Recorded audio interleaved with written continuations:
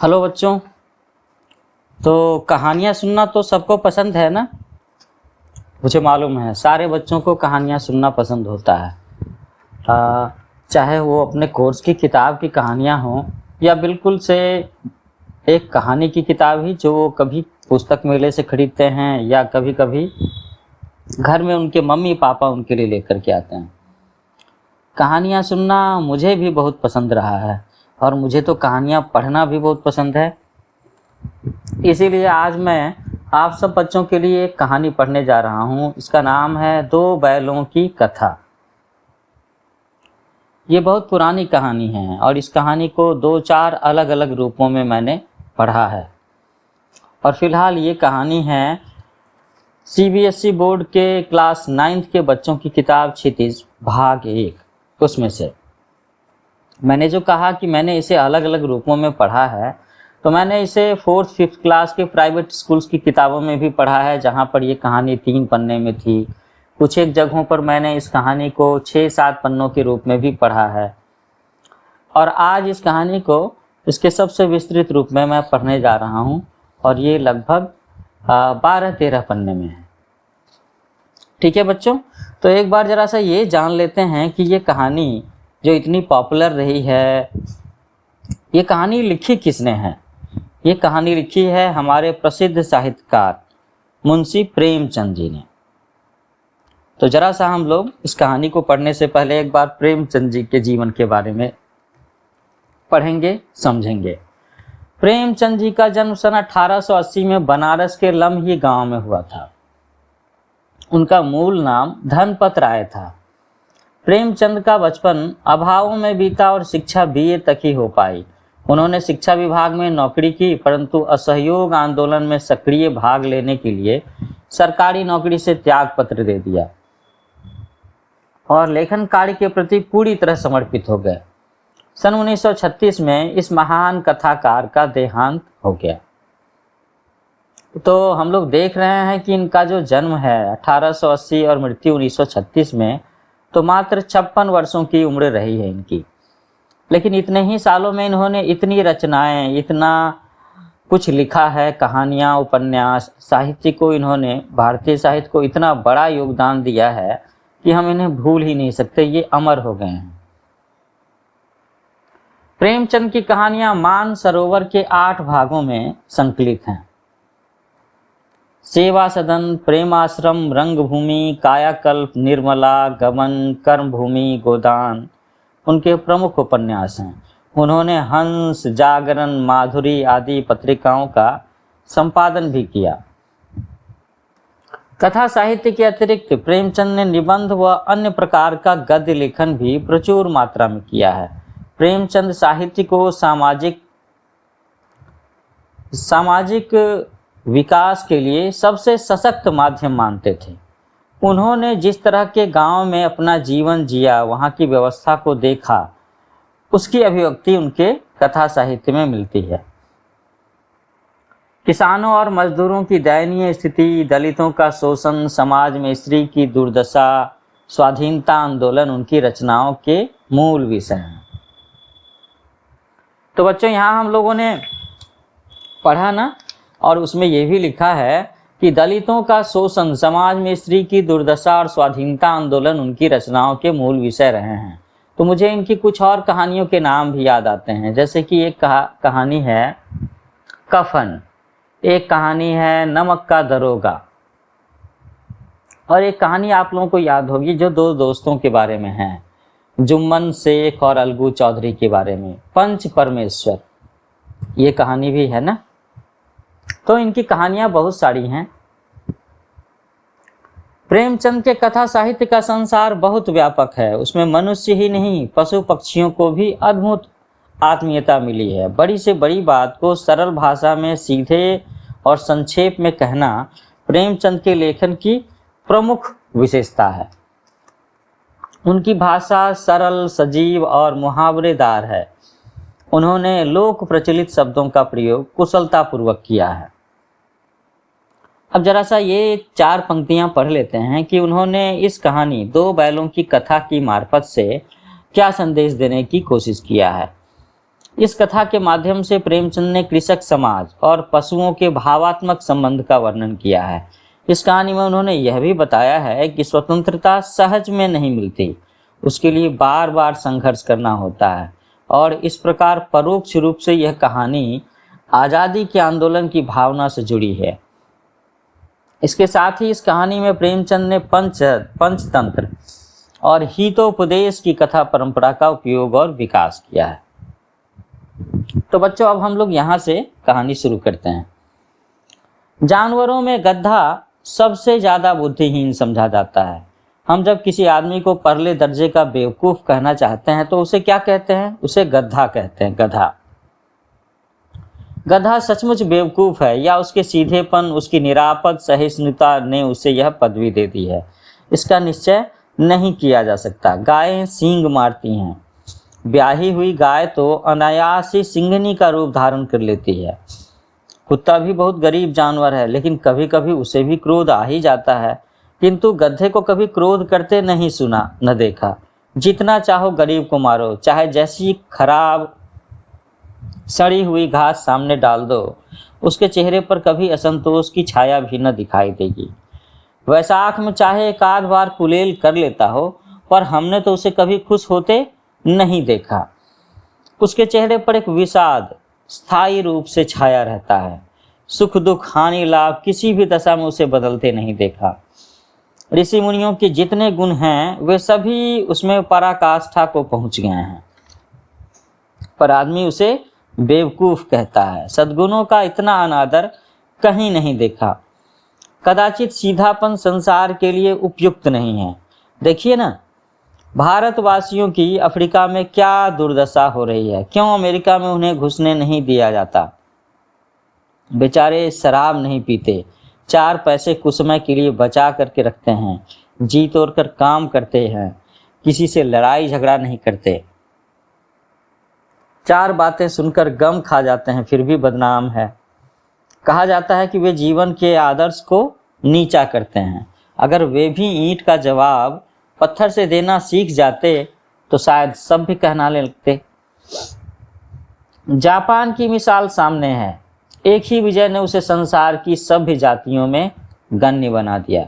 तो बच्चों, आप देख रहे हो ना कि ये जो 2 पैराग्राफ मैंने अभी इस कहानी के पहले हिस्से का पढ़ा है, इन सब बातों में उन्होंने जो गधे के बारे में इतनी सारी बातें की हैं, तो कहीं न कहीं उन्होंने गधे को एक निरीह प्राणी के तौर पर माना है। और अक्सर शहरों में नहीं, गाँव में जो बहुत ही गरीब तबके के लोग होते हैं, उनकी स्थिति भी कुछ ऐसी ही होती है, और उसी स्थिति को इन्होंने प्रतीक रूप से सामने रखने की कोशिश की है। साथ साथ में उन्होंने ये भी बताया है कि किस तरीक़ा से अफ्रीका में रहने वाले भारतीयों की स्थिति है। इसका संबंध थोड़ा बहुत हम लोग स्वतंत्रता आंदोलन से भी जोड़ सकते हैं, जिसमें महात्मा गांधी के दक्षिण अफ्रीका प्रवास के दौरान भारतीय लोगों के लिए केस लड़ने या उनका जीवन स्तर ऊंचा करने के जो संघर्ष की बात कही गई है, उसके बारे में भी है। फिर आखिर में उन्होंने क्या कहा है जापान के बारे में। प्रथम विश्व युद्ध में जापान ने कुछ ऐसा ही किया था ना, इसीलिए तो लिखा है उन्होंने कि एक ही विजय ने उसे सभ्य जातियों में गण्य बना दिया संसार में, कि अमेरिका, जर्मनी, फ्रांस, ब्रिटेन, ये सब के सब जापान से टक्कर लेने की कोशिश करते हैं। और उन्होंने बलपूर्वक ऐसा कुछ किया भी, तभी तो द्वितीय विश्व युद्ध में के लगभग में जापान के ऊपर में 2-2 परमाणु हमले हुए हैं। तो यही बातें हैं कि जब एक बड़ा लेखक लिखता है तो उसके पीछे बहुत सारी बातें होती हैं। वो सिर्फ एक कहानी ही नहीं होती, जनमानस की भावनाओं का एक निचोड़ भी होता है, जो उस समय की ज़िंदगी में आसपास में घट रहा होता है। आगे फिर हम लोग कहानी शुरू करते हैं। लेकिन गधे का एक छोटा भाई और भी है, जो उससे कम ही गधा है, और वह है बैल। जिस अर्थ में हम गधे का प्रयोग करते हैं, कुछ उसी से मिलते जुलते अर्थ में बछिया के ताऊ का भी प्रयोग करते हैं।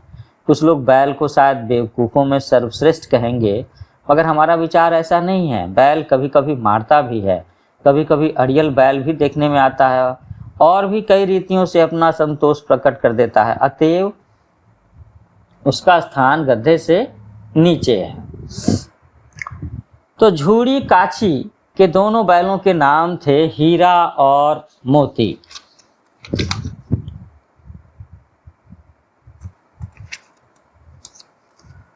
तो झूड़ी एक किसान का नाम है ना। दोनों पछाई जाति के थे। तो कौन पछाई जाति के थे? दोनों बैल देखने में सुंदर, काम में चौकस, डील में ऊंचे, डील डॉल, कद काठी में ऊंचे। बहुत दिनों साथ रहते रहते दोनों में भाईचारा हो गया था। दोनों आमने सामने या आसपास बैठे हुए एक दूसरे से मूक भाषा में विचार विनिमय करते थे। एक दूसरे की मन की बात कैसे समझ जाता था हम नहीं कह सकते। अवश्य ही उनमें कोई ऐसी गुप्त शक्ति थी जिससे जीवों में श्रेष्ठता का दावा करने वाला मनुष्य वंचित है।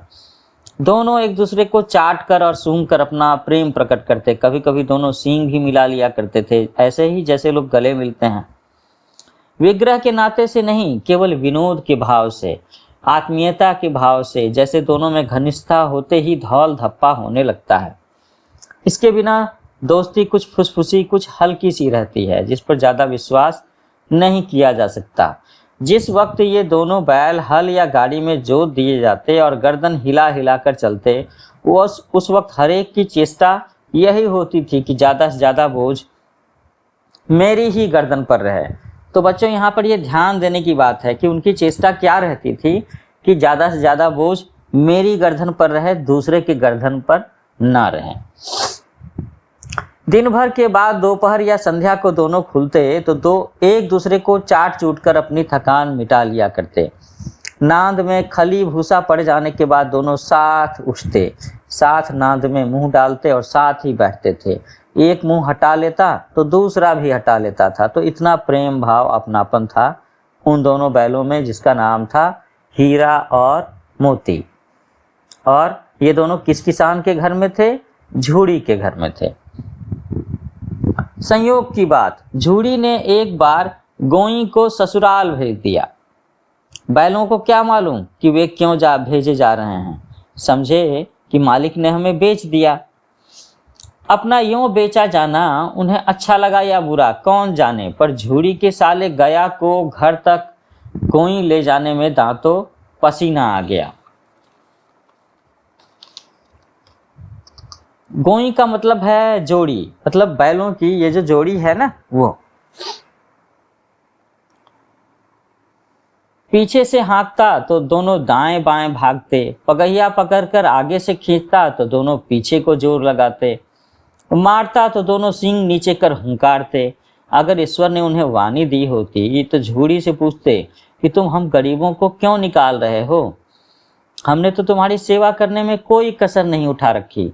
अगर इतनी मेहनत से काम न चलता था तो और काम ले लेते। हमें तुम्हारी चाकरी में मर जाना कबूल था। हमने कभी दाने चारी की शिकायत नहीं की। तुमने जो कुछ खिलाया वह सिर झुकाकर खा लिया। फिर तुमने हमें इस जालिम के हाथ क्यों बेच दिया? तो ये मनोभावना है उन दोनों बैलों की, और ये उस समय की मनोभावना है जब झूड़ी का साला इन दोनों बैलों को अपने घर हाँकता हुआ घर ले जाने की कोशिश कर रहा था। संध्या समय दोनों बैल अपने नए स्थान पर पहुंचे। कहाँ? झूड़ी के साले गया के घर पहुंचे। तो दिन भर के भूखे थे। जब नांद में लगाए गए तो एक ने भी उसमें मुंह न डाला। दिल भारी हो रहा था। जिसे उन्होंने अपना घर समझ रखा था वह आज उनसे छूट गया था। यह नया घर, नया गांव, नए आदमी उन्हें बेगानों से लगते थे, अजनबियों से लगते थे। दोनों ने अपनी मूक भाषा में सलाह की, एक दूसरे को कनखियों से देखा और लेट गए। जब गांव में सोता पड़ गया तो दोनों ने जोर मारकर पगहे तुड़ा डाले और घर की तरफ चले। गांव में सोता पड़ जाने का मतलब ये है कि जब गांव के लोग सोने को हो गए या सो गए। गांव में अक्सर लोग जल्दी सो जाते हैं। अगर मैं कहूँ कि रात के 9 बजे तक गांव सो जाता है, अभी भी कुछ गांव ऐसे होंगे शायद। शहर तो 11 बजे सोता है, 12 बजे सोता है, कभी कभी रात के देर तक जागता है शहर। तो पगहे बहुत मजबूत थे। पगहे का मजबूत होने का मतलब है कि बैलों के गर्दन में और जो रस्सी बांधी जाती है और उससे लेकर के खूंटे पर जो बांधा जाता है ना, वही। अनुमान न हो सकता था कि कोई बैल उन्हें तोड़ सकेगा, पर इन दोनों में से इस समय दूनी शक्ति आ गई थी। एक एक झटके में रस्सियां टूट गई। अब झूड़ी प्रातःकाल सोकर उठा तो देखा कि दोनों बैल चरनी पर खड़े हैं। दोनों की गर्दनों में आधा आधा गरांव लटक रहा है, घुटनों तक पांव कीचड़ से भरे हैं और दोनों की आंखों में विद्रोहमय स्नेह झलक रहा है। विद्रोहमय स्नेह, बच्चे आप इसे समझने की कोशिश करो। इस शब्दों में लेखक ने क्या कहा है? विद्रोह दिख रहा है झूड़ी के साले के प्रति, गया के प्रति, और स्नेह दिख रहा है उसके मन में झूड़ी के प्रति, उसके अपने असली मालिक के प्रति, जिसके घर को उन्होंने अपना घर समझ रखा था। झूड़ी बैलों को देखकर स्नेह से गदगद हो गया, दौड़कर उन्हें गले लगा लिया। प्रेमालिंगन और चुंबन का वह दृश्य बड़ा ही मनोहर था। घर और गांव के लड़के जमा हो गए, तालियां बजा बजा कर उनका स्वागत करने लगे। गांव के इतिहास में यह घटना अभूतपूर्व न होने पर भी महत्वपूर्ण थी। बाल सभा, बच्चों की सभा ने निश्चय किया कि दोनों पशुवीरों को अभिनंदन पत्र देना चाहिए। अभिनंदन पत्र, प्रशस्ति पत्र। कोई अपने घर से रोटियां लाया, कोई गुड़, कोई चोकर और कोई भूसी।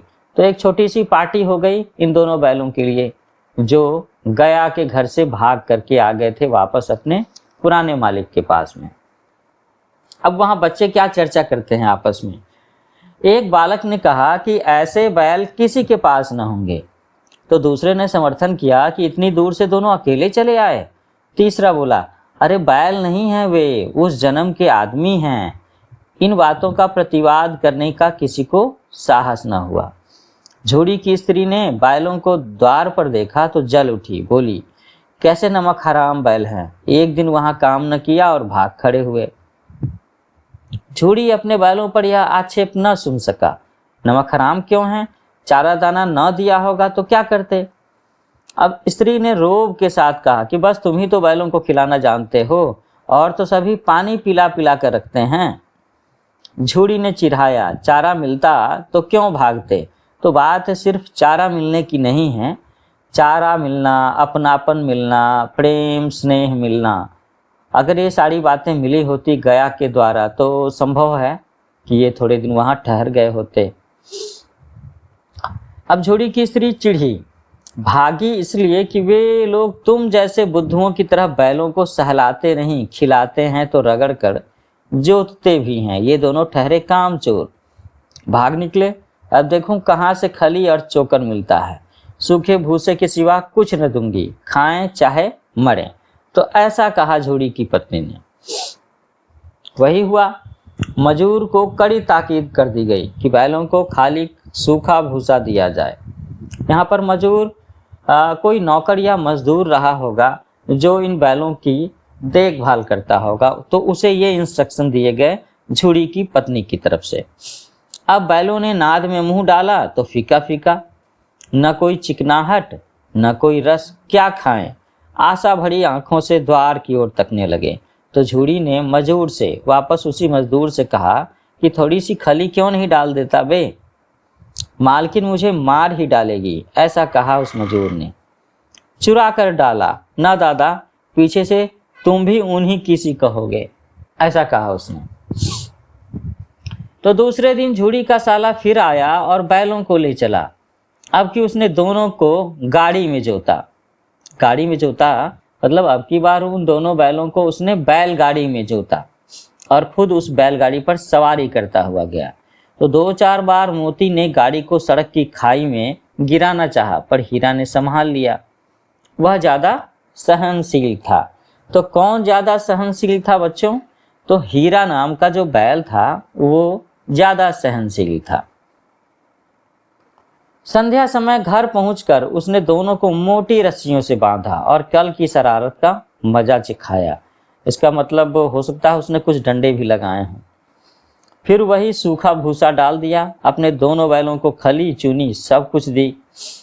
मतलब वहां पर झूरी के साले गया ने अपने दोनों बैलों को खली चुनी सारा कुछ दिया, लेकिन इन दोनों बैलों को, हीरा और मोती को, उसने सूखा भूसा डाल दिया। तो दोनों बैलों का ऐसा अपमान कभी न हुआ था। झूरी उन्हें फूल की छड़ी से भी न छूता था, उसकी टिटकार पर ही दोनों उड़ने लगते थे। यहाँ पर टिटकार शब्द का मतलब है कि जरा सा डांटने वाली बात, और यहाँ तो मार पड़ी, आहत सम्मान की व्यथा तो थी ही, उस पर मिला सूखा भूसा। नाद की तरफ आंखें तक न उठाई इन दोनों बैलों ने। दूसरे दिन गया ने बैलों को हल में जोता, पर इन दोनों ने जैसे पांव न उठाने की कसम खा ली थी। वह मारते मारते थक गया, पर दोनों ने पांव न उठाया। एक बार जब उस निर्दयी ने हीरा की नाक पर खूब डंडे जमाए, तो मोती का गुस्सा काबू के बाहर हो गया। वह हल लेकर भागा। हल, रस्सी, जुआ, जूत सब टूट टाट कर बराबर हो गया। गले में बड़ी बड़ी रस्सियां न होती तो दोनों पकड़ाई में न आते। हीरा ने मूक भाषा में कहा कि भागना व्यर्थ है। मोती ने उत्तर दिया, तुम्हारी तो इसने जान ही ले ली थी, अब की बार बड़ी मार पड़ेगी, पड़ने दो। बैल का जन्म लिया है तो मार से कहाँ तक बचेंगे। गया 2 आदमियों के साथ दौड़ा आ रहा है, दोनों के हाथों में लाठियां हैं। तो मोती बोला, कहो तो दिखा दूं कुछ मजा, मैं भी लाठी लेकर आ रहा है। हीरा ने समझाया, नहीं भाई, खड़े हो जाओ, मुझे मारेगा तो मैं भी 1-2 को गिरा दूंगा। नहीं, हमारी जाति का यह धर्म नहीं है। तो यहाँ पर धर्म की बातें हो रही है। धर्म, मनुष्य धर्म की नहीं बात हो रही, यहाँ पर बात हो रही है बैलों के धर्म की। तो भले ही हम लोग उनसे बातें, उनकी भाषा ना समझते हों, उनकी बातें ना समझते हों, लेकिन इस जीवन में, जगत में, संसार में जितने भी जीव हैं, सबका अपना अपना धर्म तो है ही। किसी का धर्म इतना ही भर हो सकता है कि हाँ, रोज उसे पेट भर खाना मिलना चाहिए, उसका जीवन क्रम चलता रहना चाहिए। और कुछ एक जो बुद्धिमान प्राणी माने जाते हैं, वो अपने धर्म में कुछ और भी कई सारी बातें जोड़ लेते हैं, और कई बार ये बातें बड़ी बोझिल सी भी हो जाती हैं, है ना। तो यहाँ पर इन बैलों ने भी अपनी धर्म की बात की। कौन से धर्म की बात की? कि मैं जैसे हीरा ने समझाया कि हमारी जाति का धर्म नहीं है, मतलब हम लोग ज़्यादा संघर्ष नहीं करेंगे मनुष्यों से, उनके प्रति अपना क्रोध प्रदर्शित नहीं करेंगे। कुछ इसी तरह के धर्म की बात रोबोटिक्स में भी है। रोबोटिक्स में भी जो तीसरा नियम है, उसमें कहते हैं कि वो मनुष्य को नुकसान कभी भी नहीं पहुंचाएगा। तो कभी हम लोग इसके बारे में भी बातें करेंगे। मोती दिल में ऐंठ कर रह गया। गया आ पहुंचा और दोनों को पकड़कर ले चला। कुशल हुई कि उसने इस वक्त मारपीट न की, न तो मोती भी पलट पड़ता, क्योंकि उसने कहा था कि अब की बार वो बर्दाश्त नहीं करेगा। जबकि हीरा ने समझाने की कोशिश की थी कि यह हमारी जाति का धर्म नहीं है। उसके तेवर देखकर गया और उसके सहायक समझ गए कि इस वक्त टाल जाना ही मसलहत है, सुरक्षित है। आज दोनों के सामने में फिर वही सूखा भूसा लाया गया। दोनों चुपचाप खड़े रहे। घर के लोग भोजन करने लगे। उस वक्त छोटी सी लड़की 2 रोटियां लिए निकली और दोनों के मुंह में देकर चली गई। ये लड़की गया की रही होगी। उस एक रोटी से इनकी भूख तो क्या शांत होती, पर दोनों के हृदय को मानो भोजन मिल गया। हृदय को भोजन मिलने का मतलब ये है कि हृदय को स्नेह मिल जाना, प्रेम मिल जाना। और बच्चे तो भोले होते हैं, बच्चों के मन भी बड़े अच्छे होते हैं, उनका हृदय बड़ा पवित्र होता है, उनमें पशु पक्षियों के प्रति बड़ा लगाव देखा गया है। तो यहाँ भी किसी सज्जन का वास है, ऐसा सोचा उन दोनों बैलों ने। लड़की भैरव की थी, पर उसकी माँ मर चुकी थी। सौतेली माँ उसे मारती थी, इसलिए इन बैलों से उसे एक प्रकार की आत्मीयता हो गई थी। तो ऐसा होता है कि अगर स्वजनों से, स्वजाति में, अपने लोगों से लोगों को प्रेम ना मिले तो लोग दूसरों में प्रेम ढूंढते हैं। तो यहाँ पर भी कुछ ऐसी बात है कि इस बच्ची को जब उसके घर से प्रेम नहीं मिला तो उसने थोड़ा सा प्रेम, थोड़ा सा स्नेह इस बैलों की जोड़ी के साथ में महसूस किया, तभी तो उसने प्यार से अपनी रोटियों का टुकड़ा इन बैलों को खिलाया। थोड़ा अपनापन लगा होगा ना। बच्चों, मैं इस कहानी को यहाँ पर जरा सा पॉज करना चाहूँगा और इसका दूसरा भाग लेक्चर के दूसरे हिस्से में डालूँगा, तो आप कहीं जाएंगे नहीं और मिस नहीं करेंगे, क्योंकि इस लेक्चर का एक दूसरा भाग होगा जहाँ पर हम लोग इस कहानी को ख़त्म करेंगे। अभी ये कहानी आधी ही है। जल्दी मिलते हैं, तुरंत मिलते हैं आप सबों से इस लेक्चर के दूसरे भाग में। Take care.